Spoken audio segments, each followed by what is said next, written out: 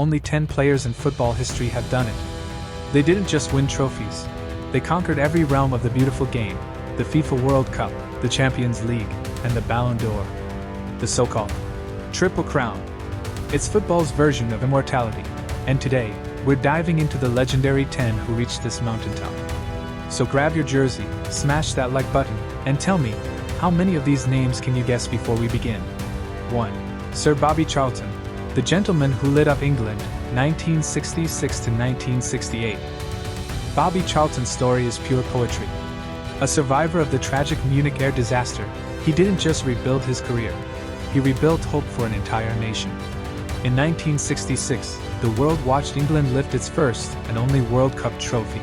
And at the center of that triumph was Charlton, dictating play like a commander. That same year, he claimed the Ballon d'Or. Talk about double glory. 2 years later, he completed the Triple Crown when Manchester United conquered Europe, lifting the European Cup in 1968. His journey wasn't just about skill, it was about resilience. From ashes to silverware, Charlton's legacy is a love letter to English football. Can you imagine winning the biggest team title and the highest individual honor in the same year? Unreal. 2. Gerd Müller, the machine that couldn't stop scoring, 1970 to 1974. They called him Der Bomber, and for good reason. Gerd Müller didn't just score goals, he devoured them. In 1970, his unstoppable finishing earned him the Ballon d'Or. 4 years later, Müller was the engine behind Bayern Munich's European Cup win and West Germany's World Cup triumph, both in 1974. Picture it, 2 trophies, 1 year, and one man making goalkeepers question their life choices. His stats read like cheat codes, and his timing? Laser precise. Tell me, do you think any modern striker could replicate that cold-blooded efficiency? 3. Franz Beckenbauer, the Emperor of Football, 1972 to 1974. Franz Beckenbauer didn't just play football, he reinvented it. As a defender who played like a playmaker, he introduced the world to the sweeper role with elegance and authority. He won his first Ballon d'Or in 1972, and by 1974, Beckenbauer captained West Germany and Bayern Munich to both the World Cup and European Cup. Leadership, grace, and tactical genius all rolled into one. When he walked on the pitch, it wasn't just a game, it was art. Be honest, football fans, has there ever been another defender this majestic?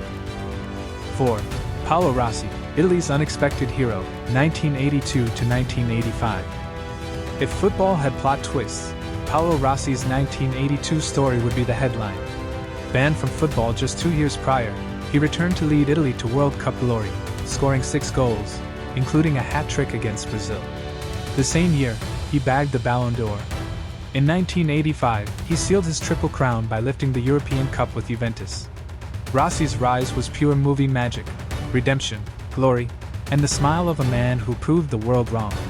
Wouldn't you love to see Netflix make a film about that comeback? 5. Zinedine Zidane, the artist with lightning feet, 1998 to 2002. Zizou, even his nickname sounds elegant. In 1998, he led France to its first ever World Cup win and claimed the Ballon d'Or the same year while at Juventus.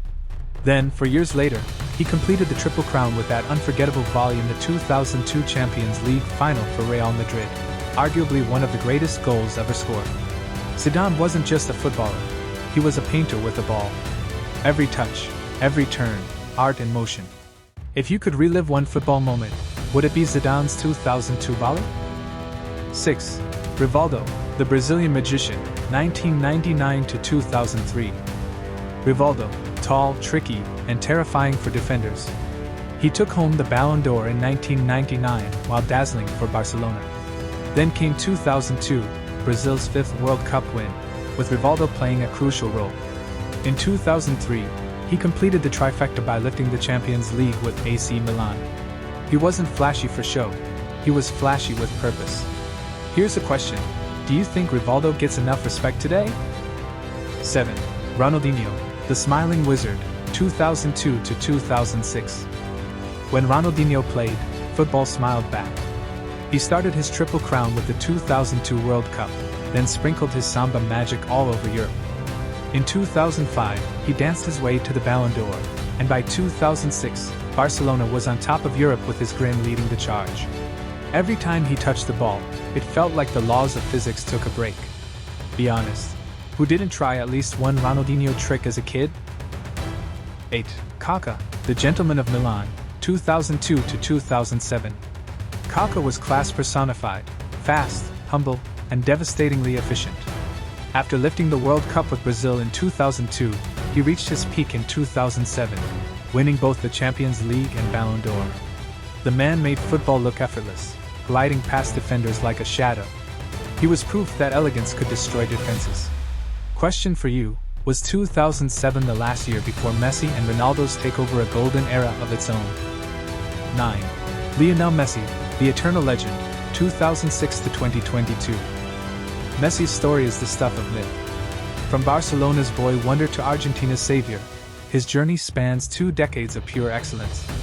He won his first Champions League in 2006, his first Ballon d'Or in 2009, and finally, after years of heartbreak, the World Cup in 2022.